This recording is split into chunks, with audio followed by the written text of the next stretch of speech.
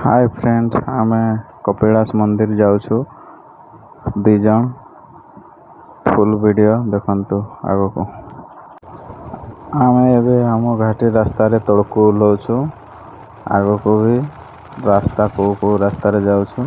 तुमको सब रास्ता विषय रे कोई की जीवो।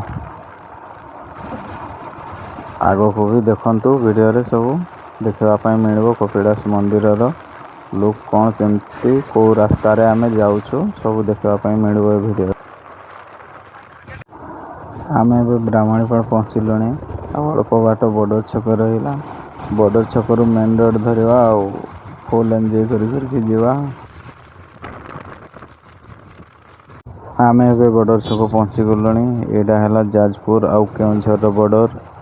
एबे आमे डुबरी लाइन रास्ता धरिलु। एबे आमे 15 किलोमीटर आसीछु। पुणे बाट रहलानी डुबरी एठू 30 किलोमीटर। ए जंगल टुकु देखंतु केते सुंदर लागुची। आमे एबे टमका पहुंची हे आसलुनी। आमे एबे डुबरी पाखा पाखी हे गलुनी।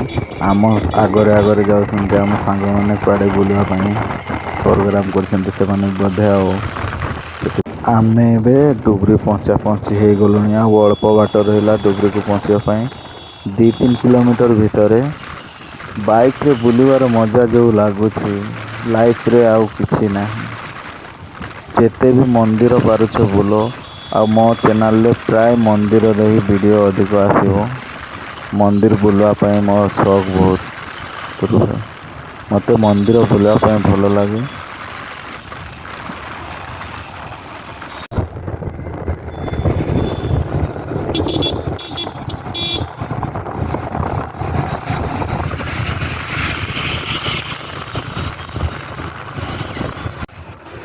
आमे एबे डुबरी रो पेट्रोल पंप पाखु पहुंची जाइछु। एठी पेट्रोल पकेकी तापरे आगर जर्नी स्टार्ट करिवा। आमे एबे डुबरी छक पहुंचिलुनी। एबे जे आमे 45 किलोमीटर आसिलुनी आगो को। पुणी आउ 70 किलोमीटर पाखा पाखी रहिलानी बाट। आजिकार क्लाइमेट एते बढ़िया करिछि बुलिया पय पूरा मजा आसी जाउछि। बाइक रे बुलिबार इंटरेस्टिंग मजा आउ कोउथिरे भी नाही। पुणी बाइक रे जंगल रे बुलिबो ठंडा ठंडा पवन बडौथबो बुलिबार मजा किछि अलगा लागिबो। आपन को तो मो रास्ता बतई देउछि। आपन के भी नुआ देखुथिबे जदी आसबा पय इंटरेस्ट थिबे जदी ए रास्ता रे ही आपन आसीबे। देखंतु को भलिया लागुछि सब देखिबा पय जागा को सामना को।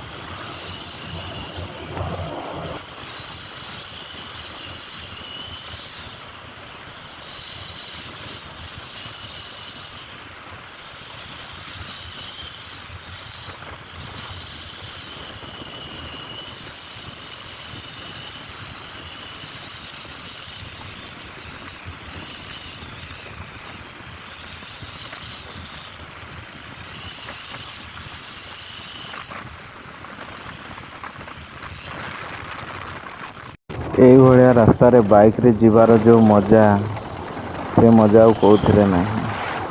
ଆଗକୁ ଭିଡ଼ିଓ ଦେଖନ୍ତୁ, ବହୁତ ଇଣ୍ଟରେଷ୍ଟ ଜିନିଷ ମିଳିବ ଦେଖିବା ପାଇଁ।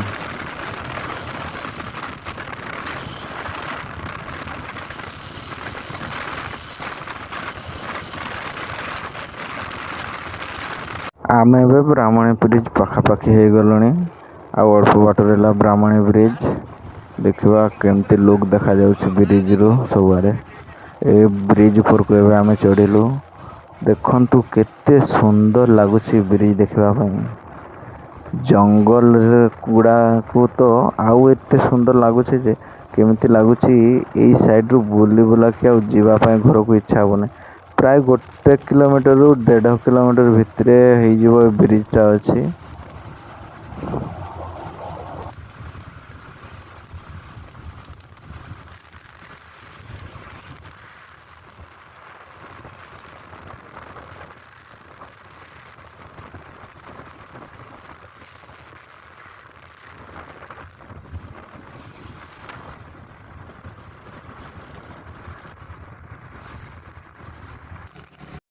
ଆମେ ଏବେ କପିଳାସ ପହଞ୍ଚି ହେଇଗଲଣି। ଆଉ ଅଳ୍ପ ବାଟ ରହିଲା ତା ଗେଟ୍କୁ ପହଞ୍ଚିବା ପାଇଁ। ସାମ୍ନାରେ ହିଁ ଅଛି, ଦେଖାଯାଉଛି।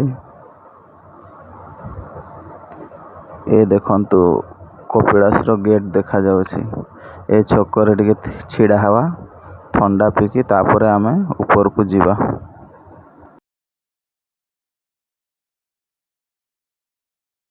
ଆମେ ଏବେ କପିଳାସର ଘାଟିରେ ଚଢ଼ୁଛୁ। ଭାଇ ଦେଖ ସାମ୍ନାରେ ହାତୀ, ଗୋଟେ, ଦିଟା ଆଉ ତିନିଟା ଯାଉଛନ୍ତି ହାତୀ ଉପରକୁ ନେଇକି ବୁଲେଇବା ପାଇଁ। ଦେଖନ୍ତୁ ରାସ୍ତାରେ ଯାଉଛୁ ଆମେ, ଏତେ ବଢ଼ିଆ ରାସ୍ତା ଉପରକୁ ଯିବା ପାଇଁ। ମନ୍ଦିରକୁ କେତେ ଭଲ ଲାଗୁଛି ମନ୍ଦିର ପହଞ୍ଚା ପହଞ୍ଚି ହେଇଗଲା ବେଳେ।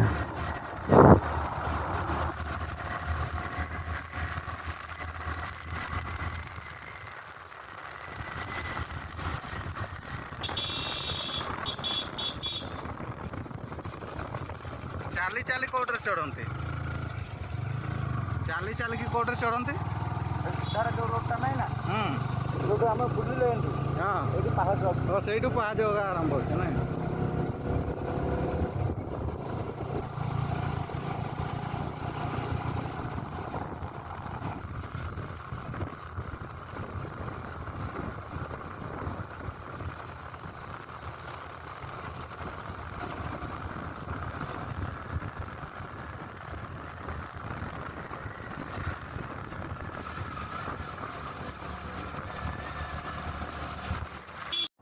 ଆଉ ଅଳ୍ପ ବାଟ ରହିଲା କପିଳାସ ପହଞ୍ଚିବା ପାଇଁ। ଘାଟିରେ ଯାଉଛୁ, ଆଉ ଅଳ୍ପ ବାଟ, ଜଷ୍ଟ କିଛି ସମୟ ଭିତରେ ପହଞ୍ଚିଯିବୁ ଆମେ ଯାଇକି ମନ୍ଦିର ପାଖରେ। ଆଗକୁ ରଖନ୍ତୁ। ଫାଇନାଲି ଆମେ କପିଳାସ ମନ୍ଦିର ପାଖାପାଖି ପହଞ୍ଚି ଯାଇଛୁ। ଏ ଆମର ବାଇକ୍ ଆସିଛି ବୁଲିବା ପାଇଁ, ଉପରେ ଯାଉଛୁ ବାଇକ୍ରେ। ସିଡ଼ି ତ ଦେଖିବା ପାଇଁ ମିଳୁନି, କୁଆଡ଼େ ଗଲା ଆଉ। ଚାଲ ଯିବା। ଫାଇନାଲି ଆମେ ମନ୍ଦିର ପାଖକୁ ପହଞ୍ଚି ଗଲୁଣି। ଏବେ ବାଇକ୍ଟିକୁ ଏଇଠି ପାର୍କିଂ କରିକି ତାପରେ ଆମେ ମନ୍ଦିର ଭିତରକୁ ଯିବା। ଆଗକୁ ଦେଖନ୍ତୁ। ଆମେ ଏବେ ମନ୍ଦିର ପାଖକୁ ଚାଲି ଚାଲିକି ଯିବୁ। ଅଳ୍ପ ବାଟ ଚାଲିବା ପାଇଁ ପଡ଼େ, କ'ଣ ପାଇଁ ନା ବାଇକ୍ ଭିତରକୁ ପୁରା ପରମିସନ୍ ନାହିଁ ପୁରେଇବା ପାଇଁ। ସେଥିପାଇଁ ଅଳ୍ପ ବାଟ କିଛିଟା ଚାଲି ଚାଲି ଯିବା ପାଇଁ ପଡ଼େ। ଆମେ ଏବେ ଚାଲିଛୁ 2 ଜଣ।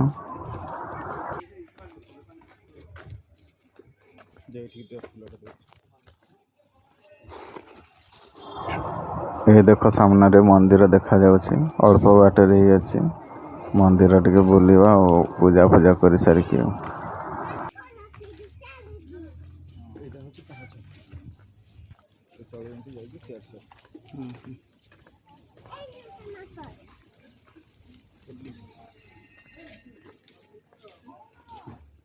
ଏ ନନା ଆମର ପୂଜା କରିଦେଲେ। ଏତେ ଲୋକ ଥାଉ ଥାଉ ବି ଆମକୁ ଆଗକୁ ନେଇକି ପୂଜା କରେଇଦେଲେ।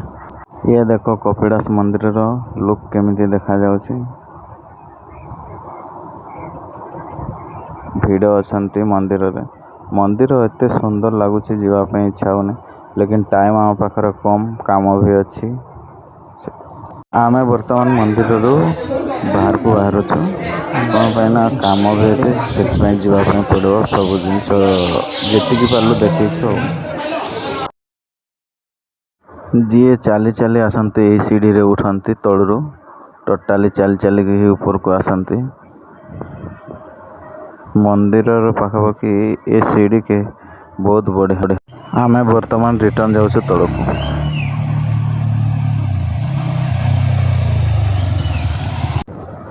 ଆମେ ବର୍ତ୍ତମାନ ତଳକୁ ଓହ୍ଲଉଛୁ।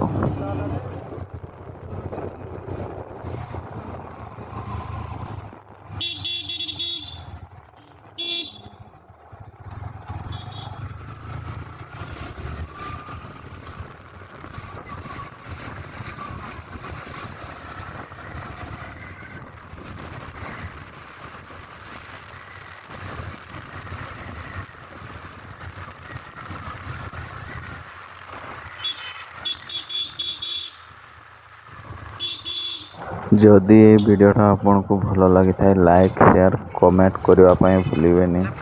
ମତାମତ ନିହାତି ଜଣାଇବେ।